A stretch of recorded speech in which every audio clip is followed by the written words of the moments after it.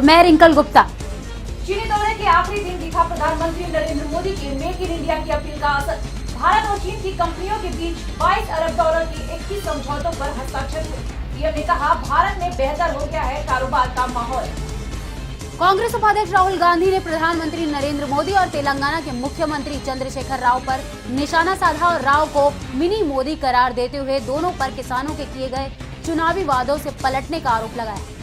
CrPC की धारा 144 के तहत निषेध आज्ञा तोड़ने और जनसेवकों को उनकी सरकारी जिम्मेदारी अदा करने से रोकने के आरोप में दिल्ली के मुख्यमंत्री उप मुख्यमंत्री को आखिरकार अदालत में पेश होना पड़ा।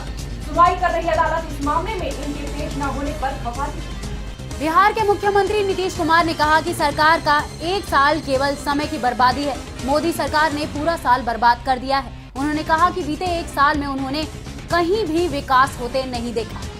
हाईकोर्ट ने दिल्ली सरकार को लोकायुक्त के खाली पड़े पद के मामले में नोटिस जारी किया है। एक याचिकाकर्ता ने कोर्ट में याचिका देकर कहा था कि लोकायुक्त का पद नवंबर 2013 से खाली पड़ा है और सरकार को निर्देश दिया जाना चाहिए कि वह लोकायुक्त के रिक्त पदों को भरे।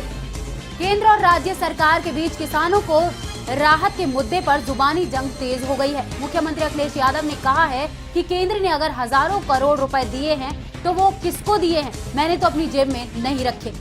प्रधानमंत्री नरेंद्र मोदी ने पाकिस्तान के आतंकी नेटवर्क का परोक्ष संदर्भ देते हुए कहा कि भारत और चीन बढ़ते उग्रवाद और आतंकवाद का सामना कर रहे हैं, जिसका स्रोत एक ही क्षेत्र है। आगरा इंटरसिटी एक्सप्रेस ट्रेन में बीती रात निजामुद्दीन और ओखला के बीच करीब 1 दर्जन से अधिक बदमाशों ने एसी चेयर कार में यात्रियों को पत्थर मार कर करीब आधा दर्जन से ज्यादा यात्रियों को घायल कर दिया और ट्रेन में जमकर लूटपाट की। गन्ने की पेमेंट के भुगतान को लेकर जगाधरी के लघु सचिवालय के बाहर धरना दे रहे किसानों ने आज धरना समाप्त कर दिया। प्रदेश में तेज रफ्तार वाहनों के कहर का सिलसिला थमने का नाम नहीं ले रहा है। ताजा मामला में यमुनानगर से गुजर रहे Chandigarh Roorkee national highway number 73 पर भाई कन्हैया साइड चौक के समीप ट्रक की चपेट में आने से एक्टिवा सवार एक बच्चे की मौत हो गई, जबकि उसकी मां गंभीर रूप से घायल हो गई। राज्यसभा सांसद कुमारी शैलजा ने कहा है कि सरकार बदले की भावना से काम कर रही है। सरकार काम नहीं कर रही, लोगों को भड़काने के लिए इस तरह की बातें कर रही है।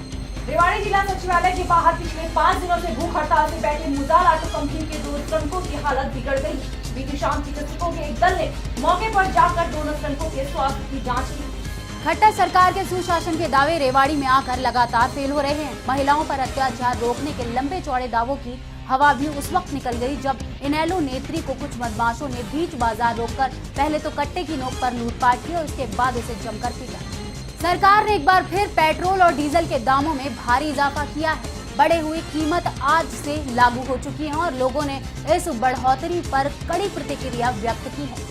पलवल कैंट थाना पुलिस ने मुखबिर खास की सूचना पर टिटवाड़ी पुल के पास स्थित एक फार्म से 9 लोगों को सट्टा खेल के रंगों हाथ गिरफ्तार किया। पुलिस ने सभी को कब्जे से लगभग 5,590 रुपए बरामद किए। जगाधरी अनाज मंडी में श्री कृष्ण सेवा समिति की तरफ से आयोजित राजा जागरण महोत्सव में हरियाणा के मुख्यमंत्री के अलावा शिक्षा मंत्री और कई मंत्रियों ने शिरकत की। यमुनानगर के मुगलावली में शिक्षा मंत्री रामविलास शर्मा विधानसभा अध्यक्ष के साथ सरस्वती उद्गम स्थल पर पहुंचे। यहाँ दोनों के बीच सरस्वती के जल को ग्रहण किया।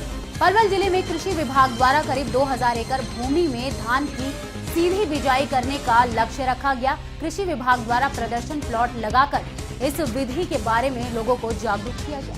जैसे जैसे गर्मी का पारा बढ़ रहा है वैसे वैसे बिजली की आग मिचौली का सिलसिला शुरू हो गया है। इन दिनों शहर में विद्युत संकट गहराया हुआ है, जिसके चलते लोगों को बेहद परेशानी का सामना करना है। प्रदेश के बहुचर्चित फर्जी वोटर कार्ड मामले में पूर्व खेल मंत्री सुखबीर कटारिया की मुश्किलें लगातार बढ़ती जा रही हैं। गुड़गांव पुलिस की एसआईटी जांच की टीम ने फर्जी वोट मामले में जांच के बाद पूर्व खेल मंत्री सुखबीर कटारिया को इसमें घोटाले में लिप्त पाया है। हरियाणा के शिक्षा मंत्री रामविलास शर्मा और विधानसभा अध्यक्ष कंवरपाल गुर्जर ने मुगलावाली गांव में सरस्वती नदी की खुदाई कार्य का निरीक्षण किया। इस दौरान जहां दोनों नेताओं ने खुद भी नदी की खुदाई में हिस्सा लेकर श्रमदान किया, वहीं शिक्षा मंत्री रामविलास शर्मा ने सरस्वती मिलने वाले स्थान को अंतर्राष्ट्रीय स्थल बनाए जाने को लेकर घोषणा भी की।